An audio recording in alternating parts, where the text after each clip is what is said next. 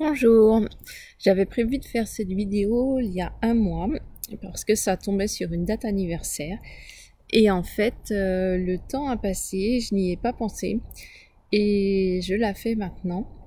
Donc je sais pas forcément exactement ce que je vais dire, donc je sollicite votre indulgence pour le message, mais c'est le message qui est important en espérant que je sois assez claire et fluide dans ce que je vais dire.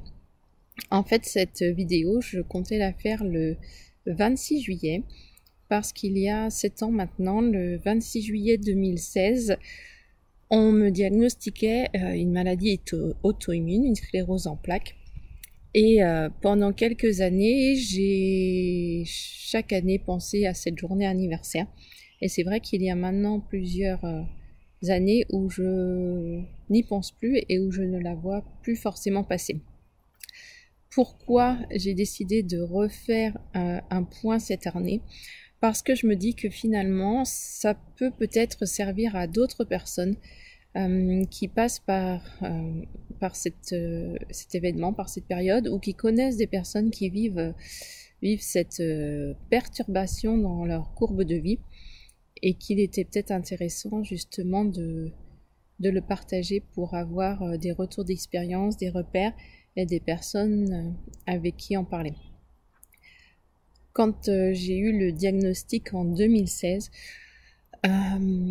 j'ai découvert qu'il y avait une autre maman de l'école des filles qui souffrait de la même maladie, et ça m'a quand même beaucoup aidé de pouvoir en parler avec elle, de poser des mots, de relativiser et de pouvoir en échanger librement avec quelqu'un qui était passé par là et qui connaissait les différentes étapes. Quand j'ai été diagnostiquée en 2016 au CHU, l'annonce a d'abord été difficile parce que j'ai été prise en charge par une interne de l'hôpital qui n'a pas été vraiment très délicate dans son annonce puisque elle l'a faite de but en blanc, alors que j'étais toute seule dans ma chambre. Et elle m'a donné le nom de la maladie en me disant que j'allais être transférée dans une autre unité pour des examens supplémentaires qui valideraient ou pas ce qu'il pensait, mais qu'il était fort probable que j'avais une sclérose en plaques. À l'époque, je connaissais rien de cette maladie et ça m'est vraiment tombé dessus comme un coup près. J'ai été très affectée, j'ai beaucoup pleuré. Je ne savais pas ce qui allait arriver par la suite, quelles étaient les conséquences de cette maladie. À l'époque, les filles étaient encore toutes petites, puisqu'il y en avait une qui avait 6 ans et l'autre qui avait 4 ans. Donc j'étais en train de m'imaginer quel allait être aussi l'avenir pour elle et avec elle. J'ai eu la chance après d'être reçue par une neurologue qui m'a beaucoup expliqué, qui m'a beaucoup rassurée et que j'ai pu joindre ainsi que l'infirmière référente à chaque fois que j'avais des questions et que je paniquais. Donc il y avait toujours quelqu'un pour répondre et pour m'indiquer quoi faire ou comment prendre les choses.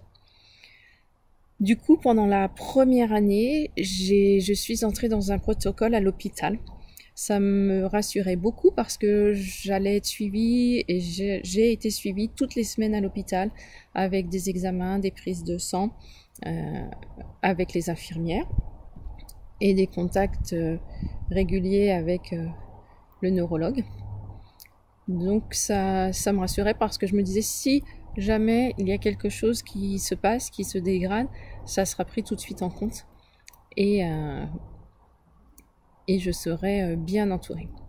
Et puis quand même au bout d'un an, je me suis lassée, j'en ai eu assez justement de tous ces passages à l'hôpital, de toutes ces prises de sang, de ce milieu un petit peu sclérosant, ce qui est plutôt ironique par rapport au nom de la maladie.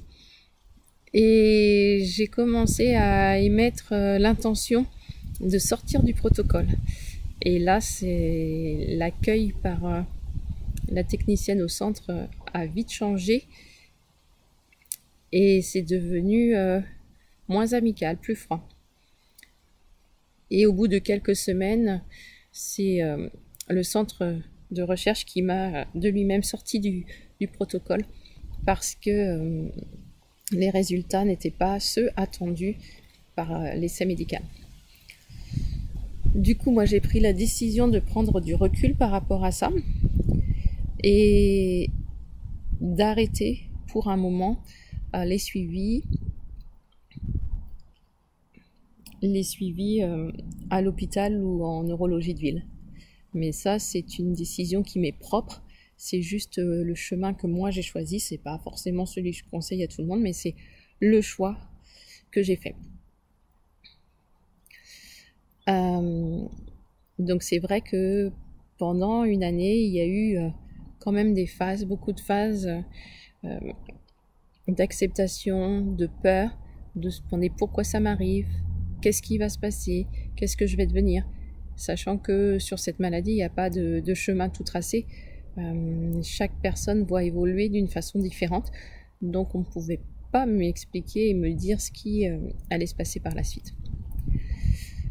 Mais comme beaucoup de choses, ça va pas être très original ce que je vais dire, mais il faut des événements un peu électrochocs pour nous faire avancer sur le chemin et peut-être changer de direction.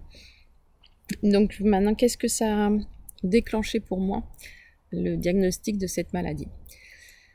Déjà, j'ai au début fait beaucoup de recherches sur des personnes qui étaient passées par le même diagnostic et qu'est-ce qu'ils avaient décidé de faire, comment ils avaient pris en main les choses, comment ils avaient pris en charge la maladie pour leur vie de tous les jours. Et le premier gros point sur lequel du coup j'ai travaillé, c'était l'alimentation.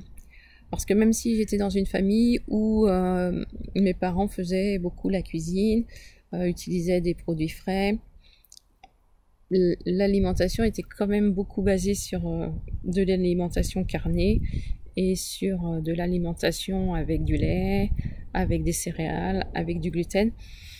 Donc je suis déjà passée par une période de recherche sur l'alimentation et sur ce qui pourrait me faire du bien et ce que je pourrais éliminer pour limiter les inflammations. Après, c'est un peu une mise en place de tous les jours parce que je vois bien que je suis pas forcément assidue dans ce fait de faire attention à ce que je mange, parce que des fois il y a des choses que j'ai envie aussi, mais lorsque j'abuse de trop, j'ai le rappel à l'ordre avec des répercussions, des petites réminiscences des endroits où j'avais été touchée lors de la première poussée. Le stress est aussi un élément vraiment important et qui déclenche aussi des réminiscences. Ça, je vois quand je suis vraiment anxieuse et stressée, c'est un facteur aussi de réminiscence des atteintes, des troubles. Et pourtant, il n'est pas facile, surtout que moi, je suis d'une nature plutôt anxieuse et stressée. Il n'est pas facile de toujours être dans un état de zen, dans un état de relaxation, dans un état de bien-être permanent. Donc cela, ça me demande aussi de faire attention. Mais ce qui a permis d'évoluer dans ma façon de vivre, c'est que ça m'a fait voir l'importance aussi et la fragilité des moments que l'on passe, et que j'avais vraiment envie de me recentrer sur moi, sur ce qui me ferait vibrer, sur ce qui était important dans ma vie, et du coup aussi de comment le vivre en famille. Donc avec mon mari, on a décidé de faire en sorte de pouvoir passer plus de temps en famille avec les enfants, et Et j'ai pris la décision, il n'y a pas très longtemps, de réorienter aussi ma vie professionnelle pour faire quelque chose qui me tienne vraiment à cœur, qui me fasse vibrer et qui permette de concilier tous les facteurs qui sont importants, c'est-à-dire moins de stress, plus de sens à ce que je fais, plus de moments en famille, plus de liberté dans la façon de faire, dans le lieu, dans la temporalité, et d'apporter quelque chose aux personnes autour de moi, d'apporter quelque chose au monde dans lequel on vit, à mon niveau, et d'être un exemple aussi pour les enfants, pour leur faire voir que rien n'est forcément tracé, qu'elles peuvent avoir confiance en ce qu'elles veulent faire, qu'elles peuvent avoir confiance en elles, et qu'elles se donnent les moyens d'atteindre leurs objectifs, qu'on sera toujours là aussi pour les soutenir, et qu'il n'est pas nécessaire d'attendre un événement impactant ou d'attendre longtemps pour mettre en œuvre nos envies et nos aspirations. Voilà, donc j'espère que ce message vous aura, si ce n'est inspiré, au moins ouvert à des réflexions, à des questions. N'hésitez pas si vous avez envie d'en parler, si vous avez des remarques, si vous souhaitez en discuter, à laisser des commentaires ou des messages, et je ferai tout mon possible pour vous répondre avec juste mon expérience et mon propre avis, mais qui peuvent amener à d'autres réflexions. Voilà, je vous souhaite une très belle fin de journée et je vous dis à très vite.